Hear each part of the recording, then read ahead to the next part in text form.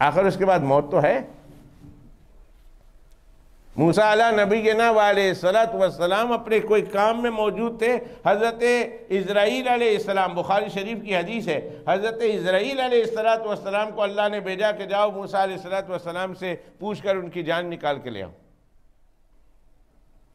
حضرت موسیٰ اس زمانے میں حضرت اسرائیل علیہ السلام انسان کے پاس انسانی شکلوں میں آیا کرتے تھے۔ موسیٰ علیہ السلام کے پاس آئے حضرت اسرائیل علیہ السلام اور کہا تیار ہو جائیے، میں آپ کو لینے آیا ہوں، میں آپ کے موت کا نمائندہ ہوں، تیار ہو جائیے۔ حضرت موسیٰ علیہ السلام گھبرائے کہ یہ کوئی دشمن تو نہیں ہے جو مجھے مارنے کی دھمکی دے رہا اور میرے ساتھ لڑائی کی دھمکی دے رہا اور مجھے مارنے آیا ہے۔ موسیٰ علیہ نبینا علیہ السلام نے بغیر ٹھہرے ایک لگایا زوردار تھپڑ، حضرت ملک الموت کی ایک آنکھ کا پورا ڈولا باہر آ گیا۔ بخاری شریف کی حدیث سنا رہا ہوں۔ فَفَقَعَ عَيْنَهُ، ایک تھپڑ میں ملک الموت کی آنکھوں کا ڈولا باہر۔ ڈولا لے کر اللہ کے پاس گئے، کہا اللہ پاک آپ مجھے ایسے شخص کے پاس بھیج رہے ہیں جو مرنا نہیں چاہتا۔ میں نے جا کے کہا کہ آپ کو لینے آیا ہوں، آپ کے موت کا نمائندہ بن کے آیا ہوں، اور انہوں نے تو لگا دیا تھپڑ، مرنا نہیں چاہتا یہ شخص۔ فرمایا واپس جائیے، آنکھ تو ٹھیک کر لی اللہ نے، کہا واپس جائیے اور جا کر پوچھئے کہ پیارے موسیٰ اللہ کہتے ہیں ایک گائے کے اوپر ہاتھ رکھ دیں اور اس ہاتھ کے نیچے جتنے بھی بال ہوں گے ہر بال کے بدلے آپ کو 1 سال کی زندگی دی جائے گی۔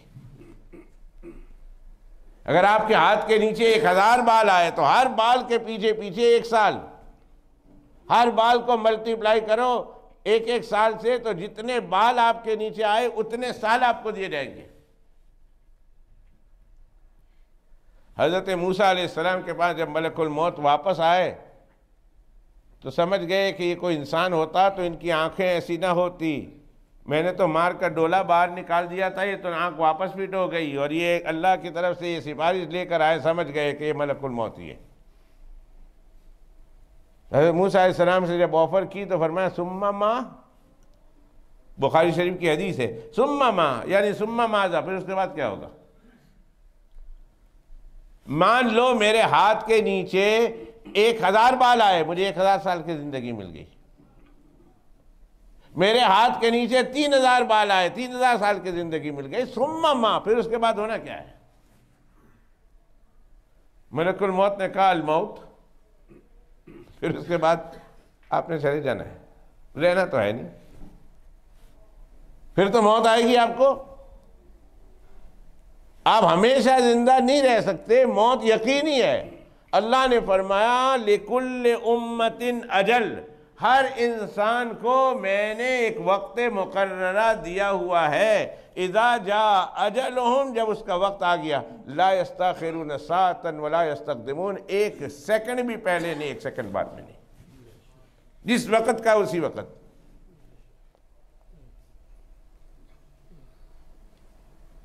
حضرت موسیٰ علیہ السلام نے کہا جب آخر مرنا ہی ہے 3000 سال کے بعد بھی، تو ابھی کیوں نہیں؟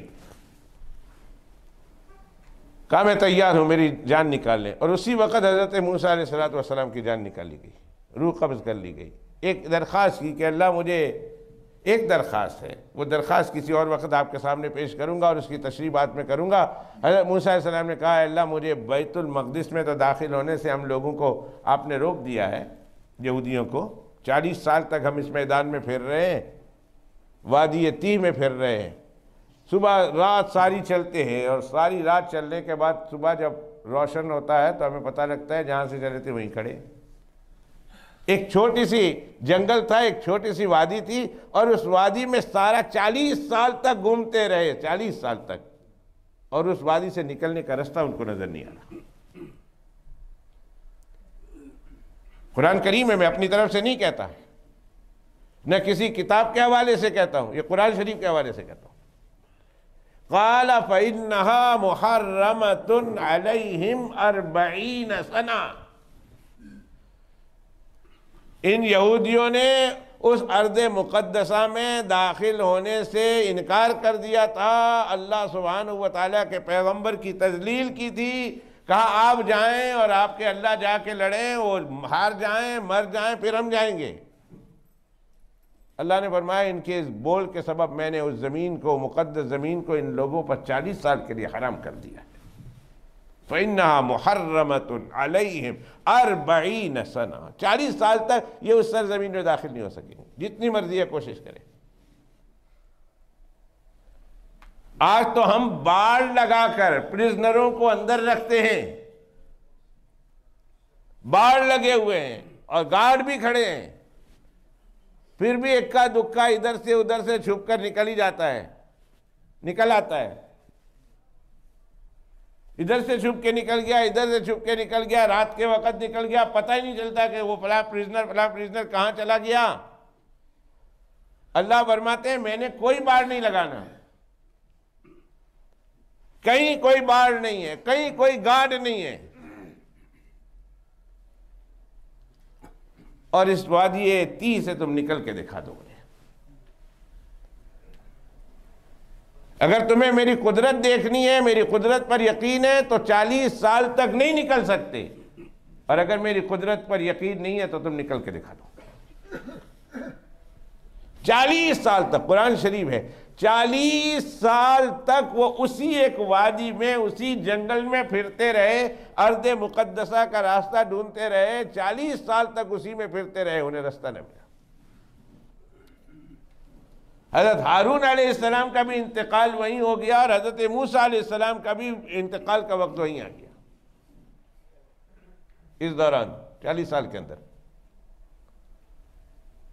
اب انتقال کے وقت حضرت موسیٰ علیہ السلام کہہ رہے ہیں میرے پاک پروردگار، میں اس وادی تیہ سے آپ کے وعدے کے مطابق نکل تو نہیں سکتا، ارض مقدسہ میں داخل تو نہیں ہو سکتا، اللہ اتنا تو کر سکتے ہیں کہ مجھے ارض مقدسہ کے قریب تک پہنچا دیجئے، ارض مقدسہ کے قریب تک پہنچا دیجئے، وہاں میری قبر بن جائے۔ میں چاہتا ہوں کہ میں ارض مقدسہ میں اگر داخل نہیں ہو سکتا تو اس کے قریب تک تو پہنچ جاؤں۔ فرمایا ہاں پیارے موسیٰ یہ کر دیتے ہیں، اور اللہ تعالیٰ نے حضرت موسیٰ علیہ السلام کو اس سرزمین کے قریب تک پہنچا دیا کہ اس کے بعد اتنا قریب پہنچایا۔ حدیث شریف سناؤں، حضرت موسیٰ علیہ السلام نے اللہ سے کیا کہا، اللہ اتنا قریب پہنچا دیجئے کہ اگر میں اس سرزمین سے ایک پتھر ماروں، ایک پتھر پھینکوں تو وہ پتھر وادی مقدس میں پہنچ جائے، یعنی بارڈر تک پہنچا دیجئے۔ جیسے میں ابھی سیریا اور ترکی کے